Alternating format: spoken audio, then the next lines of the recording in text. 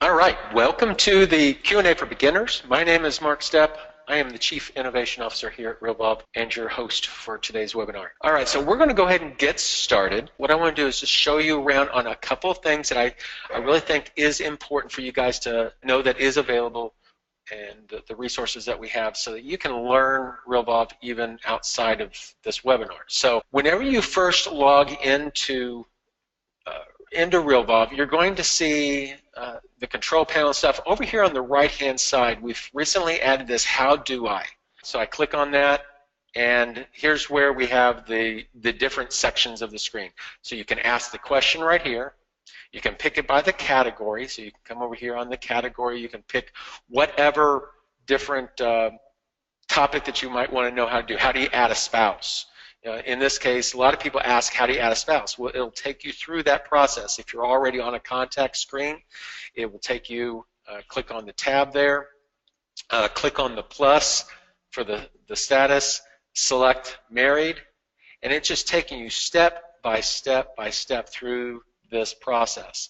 As you type a spouse in here, say Mary, if I have Mary in the list, I can just select Mary from my list. If this is a different Mary than I've had in the past, then I can just type it in and then just tab out. It will create that contact record, and it just tells you what you can do. Just tab out to create that new contact, and then it goes through and starts having you look at the additional fields that are available, what you can do with them, things that you might want to update on each record, and go through and then click on Save. So this step-by-step process can all be done. The walkthroughs themselves can be done through the little pop-up here.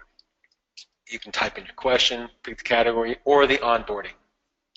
And in this onboarding section, we do have different things that you might want to do, like, how do you add an SMS number? How do you add the profile picture? If I just click on that, as you complete these different things, it marks it off the list. So if I come over here, click on it, click on the image, I'm just going to cancel this because I really don't want to change my image. It'll let you pick it and stuff like that. I really don't want to change that, so I'm just going to cancel that. But whenever you have a question, whenever you have a challenge or whatever, simply click on that. The other resources we have down here at the bottom is the live chat support. And in the live chat support, this will take you so that you can talk to any of our support people. They'll chime in real quick. You can chat with them, and they also have the ability to make it so they can control your screen. So if you're not sure how to do something, they can tell you how to do it, or they can actually show you how to do it as well. So that's an important one. If our support staff is not in, we do have certain hours for support, normal business hours. You can click on Submit a Support Ticket, and in which case you can type in your question, and within the next business day we should get back to you on that. There's a section here for help and being able to get to our help screens. The other thing that I wanted to show you is on the walkthroughs, we do have a section here for the website links, and in the website links we've got some key elements for training as well, of which the basic training is in here, so that you can get to some of the things that whenever you first sign up, we typically have you go through these basic trainings. If you've not gone through these, please go through these. These are really great resource for learning the different major sections of Realvolve, getting started on adding contacts, properties, and transactions, building workflows, and starting workflows and stuff. So take a look at those. Whenever you just click on the Get Started, it opens up and it will show you the training screens. These are just the videos that go along with them. It's like an index over here on the right-hand side, and you can pick whichever one you want, watch it. Most of them are fairly short, 4 minutes, 7 minutes, and 28 seconds is the longest one in this introductory section.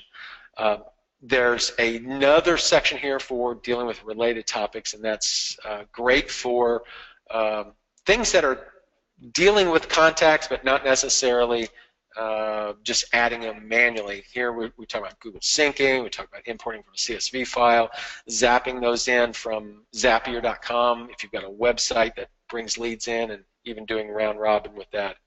So a lot of good stuff there. We typically have some class resources with PDF files and stuff, and then additional resources down here at the bottom for YouTube links and help links that will get you some really great detailed information. The one thing that we do have, and I want to make sure that you also see it over here on the help, on the website links, we have our YouTube channel. That'll take you straight to our YouTube videos. And we have just a ton of different resources here for you. You can do a little search for certain keywords and find them in there, so you don't have to go through all the different items, but that's going to give you a lot of resource. We've been doing this a lot of time, and a few scripts, like I did this first one where I didn't share the screen right off, but I'll get that edited out and put up here. So the last Q&A is up here so that you can review it, watch it, and there's other Q&As as well. So any of you guys that are just beginning, I encourage you to take a look at some of these other webinars that are available as well. Some great questions have been asked. A lot of times we get a lot of the same questions. So if you see a repeat of something, sorry, but I do try to spend as much time at doing that. So if you guys don't mind, start putting in your questions in the questions box for the control panel, the GoToWebinar control panel, and we'll see what I can do to answer them. If you've got a problem, a challenge that's kind of unique to you, I would highly encourage you, instead of, I may not be able to answer your question fully on the screen here, but if you go to your live chat support, they should be able to step you through that. So let me start going down through these. We've got a couple lengthy ones here, so we'll start going down through them. Hi there. I'm having trouble with creating my first workflow. I have these potential leads which make up of single address, no other contact information. I typically go door to door to the lead to see if there's an opportunity there. If there are 3 potential outcomes to the door knocking. Person intends to sell, and I'd like to start a separate workflow taken from prospect to lead to client. Another option would be person doesn't intend to sell and like to stop any further workflow. There's no answer in the door, and repeat the door knocking on a weekly basis. Or B, look up the owner and start mailing them. I'm having trouble differentiating the difference between branching or setting up multiple actions. Wow. Okay, so there's quite a bit there, David, but I think I can help you through this. So what David is doing is dealing with what we call branching, and this may be a little bit more advanced than for just beginners, but we'll go through it because it is relevant to a lot of people, and a lot of people may want to do this. So I'm going to create a workflow, and we're going to do this as I'm just going to call this door knocking. And it is dealing with a contact. Whenever the use with basically just says, what areas am I going to be using this workflow in which case you can pick from one of 3 choices: contact, property, or transaction. If it's just dealing with a person, a lead, a past client, nurturing an existing client, that type of stuff, it's just contact. If you're dealing with any kind of listing, new listing, pre-listing type stuff, it's going to be a property. Once you've got a buyer of a property, then you're dealing with the transaction. It's really a transactional type workflow. So in this case, we're just talking about a contact, and I'm going to click on Add. Now in this, what we want to do is create some kind of door knocking type workflow. I typically go and door knock the lead and see if there's an opportunity there. So I'm going to say knock on doors, for lack of a better option there. Who's going to do it? If it's somebody on your team that does it besides you, you can pick them, or a role. And in this case, anytime you're dealing with a workflow, typically it's going to be the workflow contact. meaning the person that you're starting the workflow on. There's some other options, and I'll get to those in a different webinar probably, but we'll, for right now, most of the time you're dealing with just the workflow contact. And when are you doing this? I would say on this particular one, it's just 0 days after the start date, or whenever we start this, this is when I'm going to do the door knocking. I'm sure you're doing some different stuff, but I'm just going to put this in here. Now, whenever you go to door knock, you're wanting to do some actions potentially whenever the activity comes due. So the actions in this case is, one of them is they want to sell. Okay, so in that particular case, if they want to sell, we may want to actually start them on a new workflow, in which case you can come over here and do maybe some kind of listing prep. Maybe do a listing. I'm just going to put this in as an option right now. So the choice in this case is I'm creating an action. The action on this is called they want to sell, or they want to list, whatever you want to call that.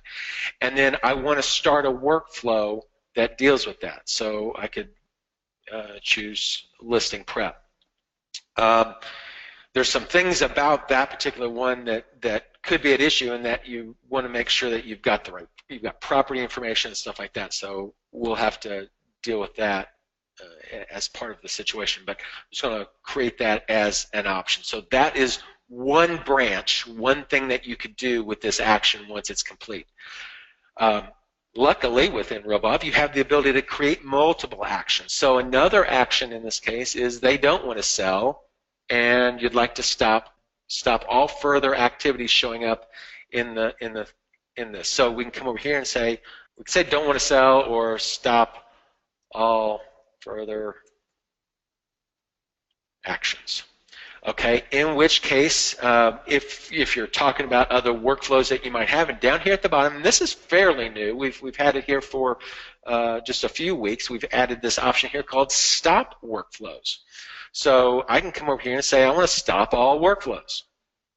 Or I can say I want to stop selected workflows. So whichever way you want to do it, you can choose that. If you choose stop selected workflows, there's another little drop down here that lets you pick which workflows you want to stop. And that would be, you might have a workflow that says, you get a new lead, I'm starting a new lead workflow. Well, once it becomes a client, I want to stop the new lead workflow, but I want to leave anything else that's going. So you could pick certain ones if you wanted to. In this case, you'd indicate that you just want to stop all workflows, so we're going to choose stop all workflows and click on save. So now we have two actions on there. The third one is there was no answer to the door, and likely do two things. Repeat the door knocking on a weekly basis, which one thing that we didn't do on this is maybe on repeat frequency on that. We might want to do this as weekly. Repeat every week on, maybe do this on Mondays or something. Lack of a better option there, but you could set up your frequency to do a repeat. And if you stopped the further workflow, it would stop this action, so the repeat would no longer go. So just to let you know that. And then, or you'd like to look up the info and start mailing them another piece. So I'm going to add yet another one and say start mailing them weekly or something like that. So in which case, that really would probably be another workflow that you would start. And I'm just going to say maybe put them on a 7-year, I'm just going to pick that as an option here. You would need to come up with whatever workflows you want to run there and put it in there. So click on save. So what's going to happen here is this. Let me go ahead and just click on add on this. One workflow activity, which may not make total sense here, and I'm just going to go to Dale Warner Jr. here. And I'm going to start this workflow on him, which is the door knocking. And click on that and say next. Say I want to start this on, because I said I want to repeat it on Mondays, maybe I want to do, just set this for next Monday. I'm going to start my walk around stuff, the door knocking itself. So I'm going to put it on the same day that I'm going to repeat on every week. So it's going to start on the 20th. And it goes ahead and adds whatever activities to the calendar that it needs at that point.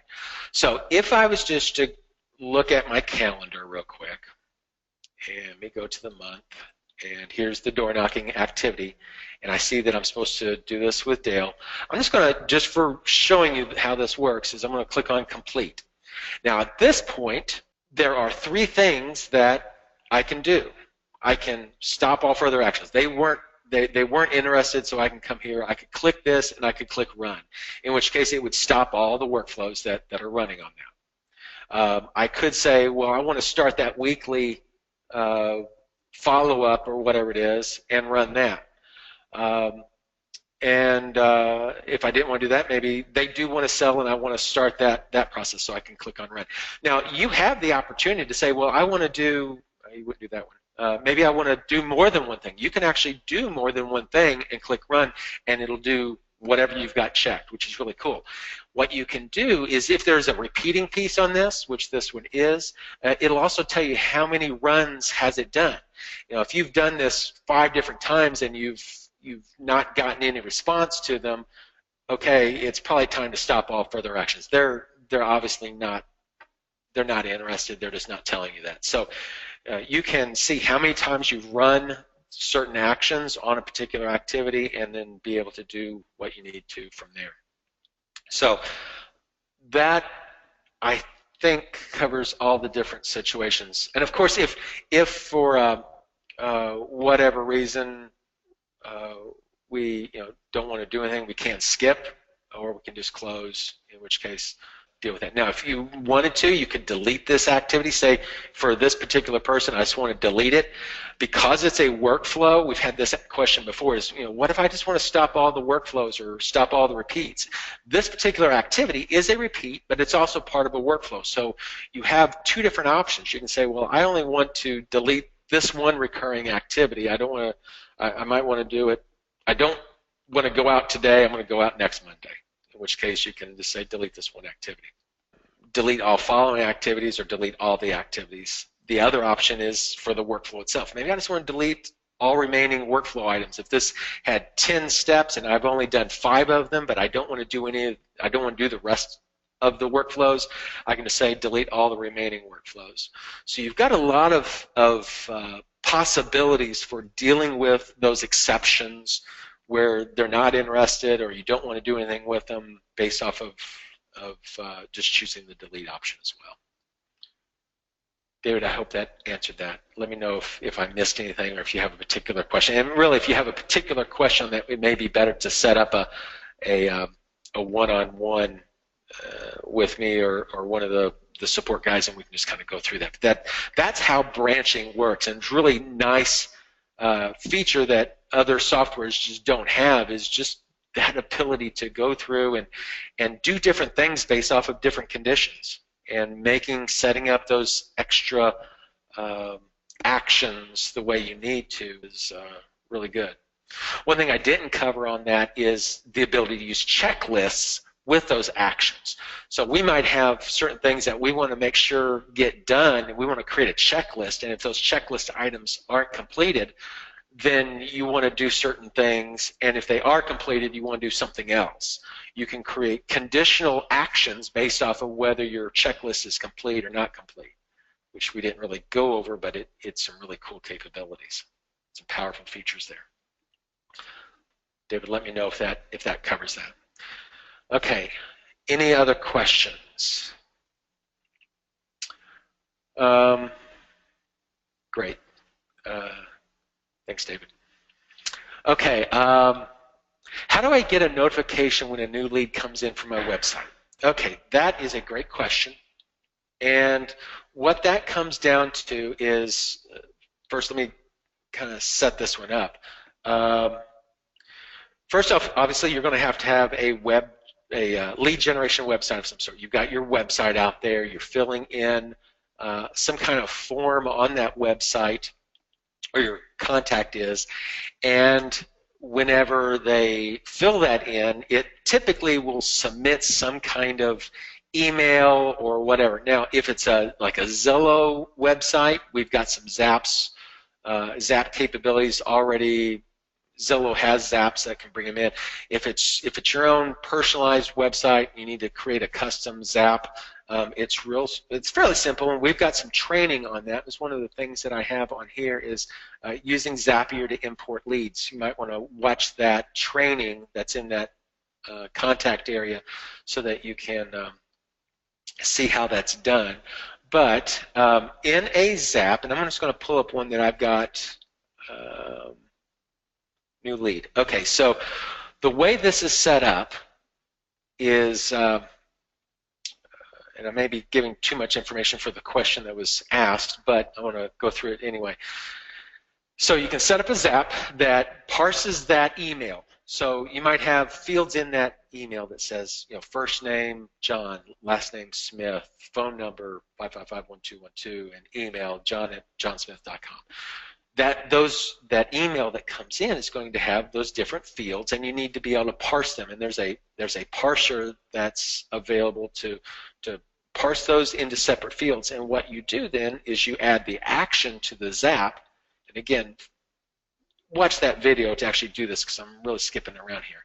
But what it does is it gives you the opportunity to then merge those individual fields of that email that's coming in into the individual fields of Realvolve, and you're just mapping those fields. In this case, this one here has a full name field instead of a first and last name, but it's filling in the full name field into the full name field of Realvolve, the home mobile number, the home email address, and maybe some notes. You can put in like a label and maybe some notes that were in that particular form.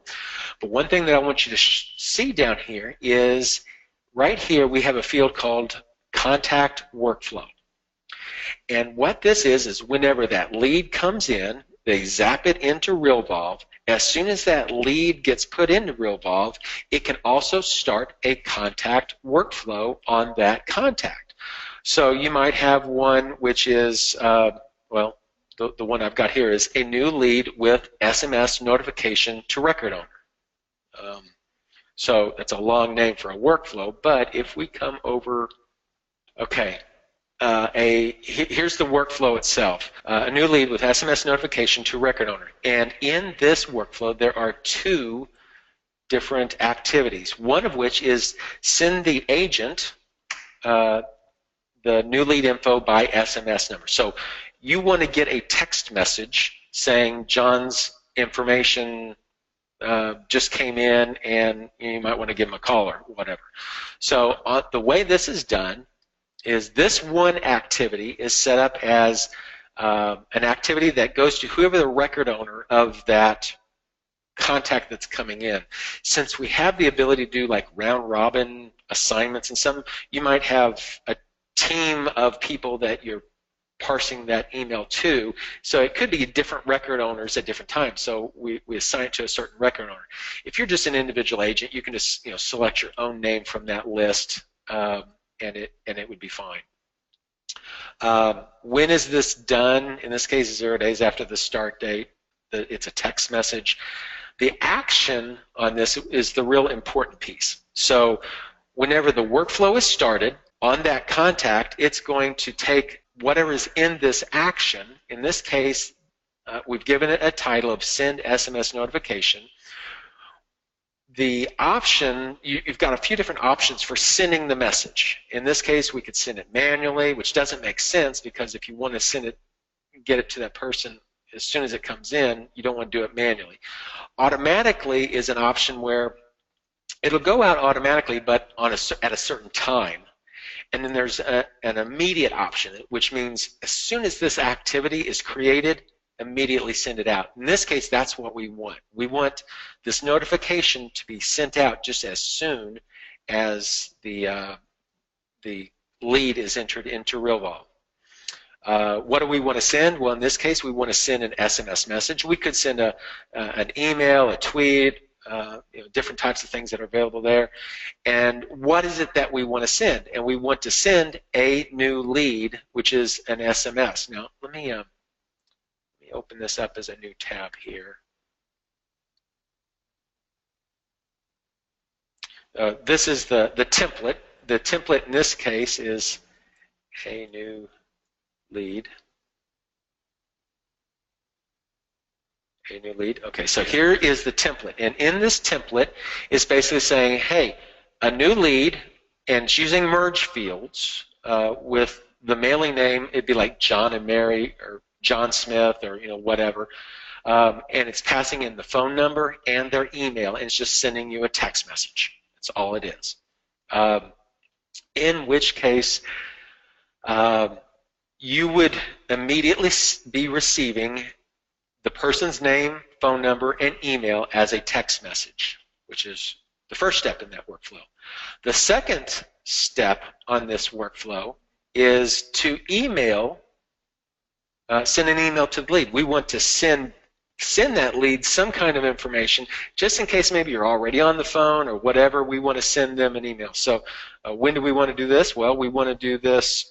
Who's going to do it? Same type of thing. Who's going to do it? When is it going to be done?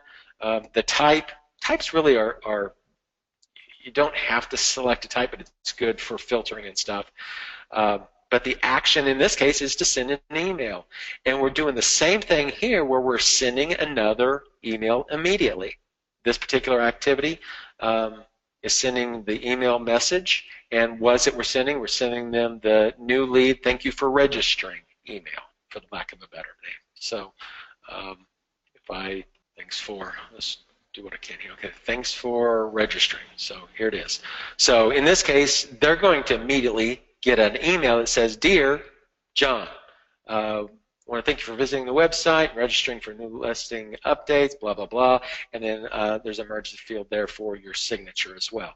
So not only are you getting notified, they're immediately sending or receiving an email because that workflow has two different actions in it. And you can set up as many different actions or activities that you want to within this workflow so that you're dealing with your leads on a regular basis. So, these are just the 0 days after the start. These are the immediate things. You might have on there one day after I want to remind myself to send another email or make another phone call or send a text or whatever. So you can set these up as regular interval things so that every time a lead comes in, they are treated the same. You're giving them the same world-class experience that you give everybody, and that helps produce and promote referrals.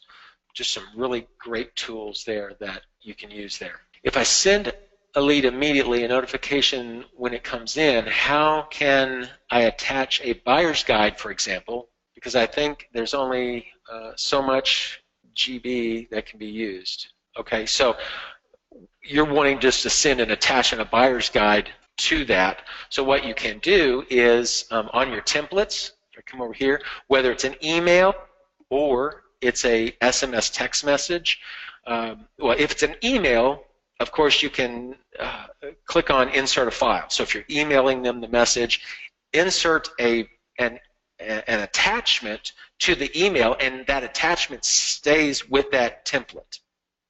So every time that template goes out, it automatically sends the attachment. That's built in.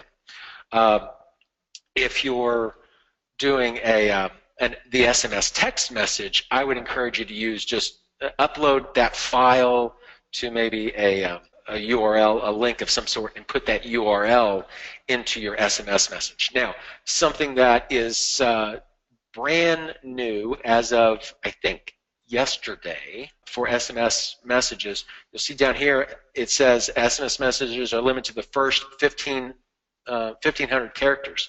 So this was 160 characters. We were forcing you guys to only send a message that could only be 160 characters, which is a normal SMS message limit. We now have it set up so that if your message is more than 160 characters, it will break it up into multiple messages for you. Yay, everybody's been asking for that. So that's brand new and available for you as we speak. Hope you enjoy that one. But that way you can send them either an email with an attachment or an SMS message with a link, a URL link, and they should be able to open that. Hope that answers that. Okay, any other questions? Remember, guys, I go until you guys don't have anything else for me. Okay, here's one. When I have a phone call activity, what is the best way to add a follow-up activity? I feel like I'm jumping around to too many screens. Okay, so when I have a phone call activity, let me set this one up, and we'll just kind of go through that one because that's a great one. Let me go to this one. We'll go to Dale Warner Jr. And in Dale's, I'm just going to set up just as a for instance here. I'm going to set up, say, maybe a phone call that I've got for him for call for listing, lack of a better one, again. And then I'm going to do that today at 2 o'clock. Okay, first off, if I go to my calendar and I look at today's date, and there it is, call for a listing. So if you're at your calendar or if you're at your dashboard or whatever, here's this activity, and if I look at it, if I click on it, we always give the title and when it's supposed to be done. But if there's a connected contact to it, in which case I was on Dale's contact record whenever I created it, so it automatically linked him to that activity. Whenever this activity comes due, you can complete it, you can delete it, you can edit it, whatever. But in this case, we really want to make a phone call, and we probably want to do other things with him, so we really need to go to that contact. So I'm just going to say, first off, just click on his name. That will take you to his record. From here, I can see the phone number. I can click on it and dial it if I've got my dialer set up for my browser. We use the tel command as a link, so it can auto dial for you. So you can just click on that and it would dial it, in which case we also have the place for the notes. So here I could start taking whatever notes that I wanted to about whatever we're talking about.